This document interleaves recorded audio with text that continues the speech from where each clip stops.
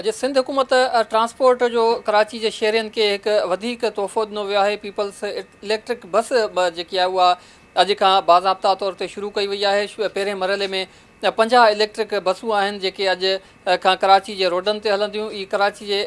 Malir airport खां वठी सीवियूं ताईं हीअ बस सर्विस जेकी शुरू कई वई आहे इहा मुकमल जेकी आहे इलेक्ट्रिक बस आहे। इन हवाले सां बस बाबति जेको ॿुधायो पियो वञे त हीअ 20 मिंटनि जी चार्जिंग खां पोइ 240 किलोमीटरनि ताईं जो मुफ़ासिलो तय करे सघंदी। हीअ हिन बस में माज़ूर जेके माण्हू आहिनि उन्हनि जे लाइ बि 2 सीटूं जेके आहिनि उहे मुख़्तस कयूं वियूं आहिनि। मजमूई तौर ते 30 सीटूं आहिनि जिते मुसाफ़िर वेही करे सफ़र करे सघनि था ऐं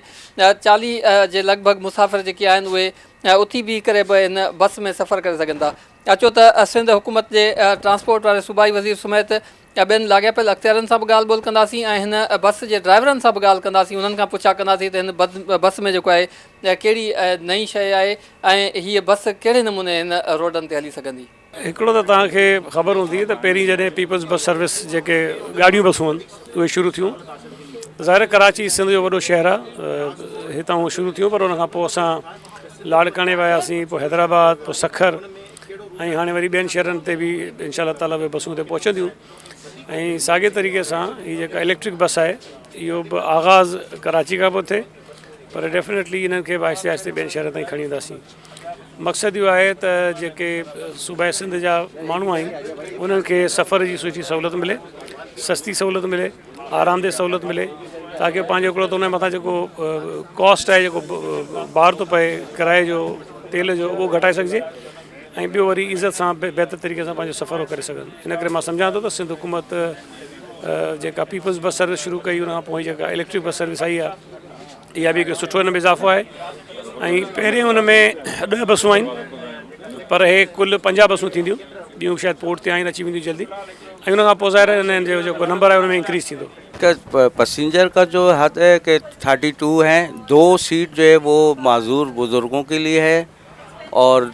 खड़े होने की कैपेसिटी है जी 30 से 35 तक,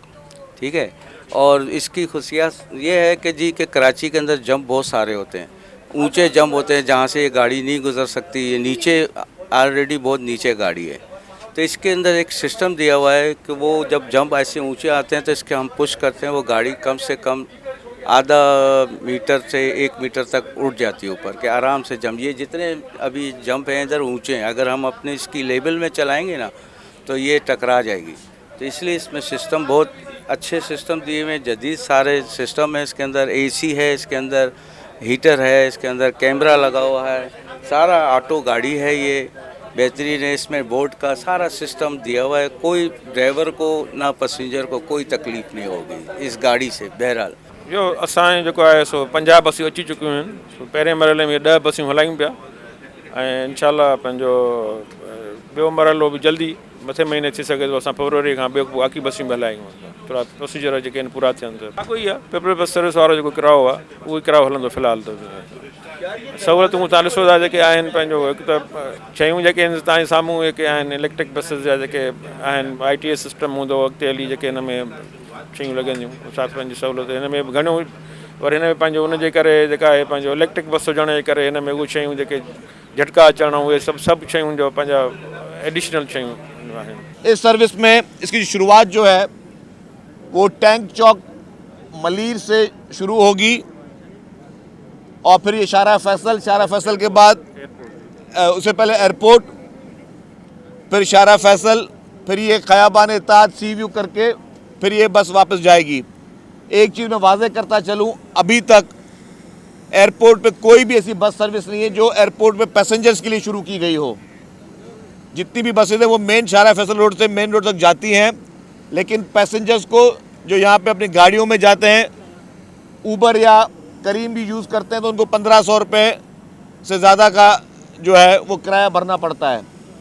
अब वही सफ़र 50 रुपये में होगा। इसमें हमने सिविल एविएशन अथॉरिटी से बात की और मैं मशकूर हूँ सिविल एविएशन अथॉरिटी का, जिसने हमें ये बस एयरपोर्ट की हुदूद के अंदर भी लेके जाने की इजाज़त दे दी है। तो ये बस के एक ये फ़ायदा है कि जितने भी कराची के शहरी जो कि ट्रैफिक में फंसे रहते हैं या एयरपोर्ट जाने के लिए उनको मसाइल होते हैं, तो उनको वो भी इस बस सर्विस का फ़ायदा ले सकेंगे। इससे पहले अब्दुल सत्तार ईदी लाइन, ऑरेंज लाइन, वो भी अब BRT, वो पाकिस्तान पीपल्स पार्टी की सिंध हुकूमत ने कराची के लिए शुरू की, जो सबसे हमारी कामयाब सर्विस जारी है, पीपल्स बस सर्विस। वो भी कराची में अल्हम्दुलिल्लाह बड़ी कामयाबी के साथ वो सर्विस चल रही है। हैदराबाद हम शुरू कर चुके हैं, लाड़काना जो है वहाँ पे ये बस सर्विस चल रही है, और अब इंशाल्लाह